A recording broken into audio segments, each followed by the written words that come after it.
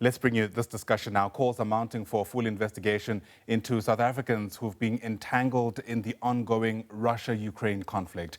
The South African Police Service has now confirmed that the Hawks are probing allegations that Duduzile Zuma-Sambudla, who is an MP, played a role in recruiting young men to join the ongoing fighting.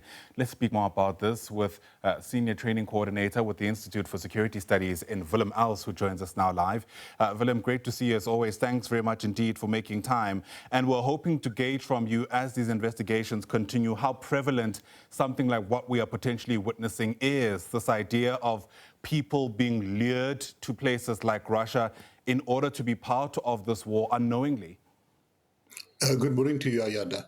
Yeah, as you mentioned, it's an ongoing affair. It's early days. The investigations are ongoing. So with the information that's available, it is concerning if we look at, it seems to have a pattern where South Africans are being lured by these type of scams overseas to places like Thailand and Myanmar, but also to Russia with the previous incident. And now the allegations of these people being lured there under false pretenses. And then it seems that, according to them, they ended up fighting a war that is not our war.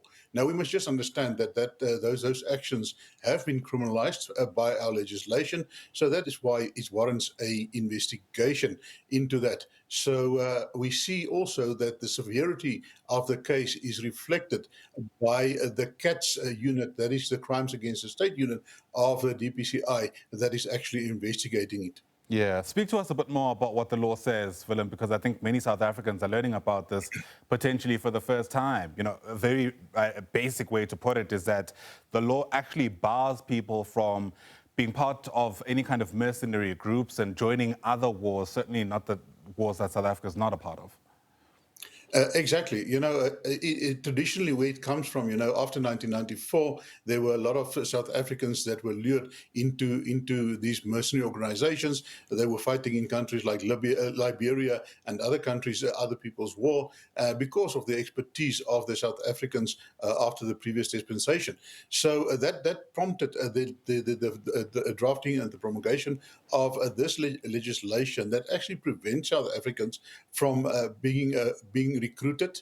So that's the first thing. Secondly, it prevents them from participating in another country's war, but also in other armed groups in those countries. So that has been said and done. And the problem that you have with those legislation, we've had quite a few people that have been charged under that.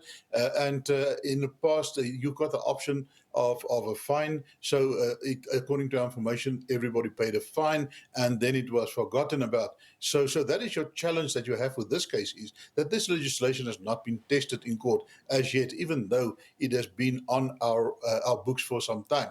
So that is the one thing. But also we must understand that in terms of the Human Trafficking Act, there are also charges being investigated according to our information, but also fraud. So those three will now be investigated. And at the end of the day, the police is under pressure to do quite a decent and a thorough job on that.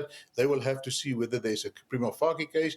And at the end of the day, once they are satisfied, it will be handed over to the NPA, where they will determine whether they will prosecute or not. They will formulate the charges, and then it's all systems going for this case to go to court. Yeah, there's so much information flying around, documents, letters, we're told, purportedly from the MK party. I've heard a voice note of one of these men who are apparently stranded in Russia. And it's really difficult for them to kind of place who ought to be held accountable here. I wonder if you can speak to us a bit more about some of the security concerns that come up for you, if in fact what we're being told is true. Yeah, sure. Indications are that this is not the first group that have been going there far back, as according to some indications, as far back as 2015, 2016. Some of the South Africans went overseas abroad for this type of training. They came back. And of course, these people, when they come back, they've got additional skills. They are skills that can be used in some activities that might not be conducive for South Africa. So that is a challenge. These people, should they be trained there and should they be participating in this war? and they come back with all of that experience and know-how and so on, it poses a serious challenge for us because those people will have to be monitored, they will have to be investigated, but also, in order to monitor these type of people, it places a tremendous strain on our intelligence agencies in order to debrief and also to monitor them. So that is the fallout of that. We know that South Africa is under strain. Things are unstable at the moment, and we need to manage it quite well. Otherwise, it just might go south for us.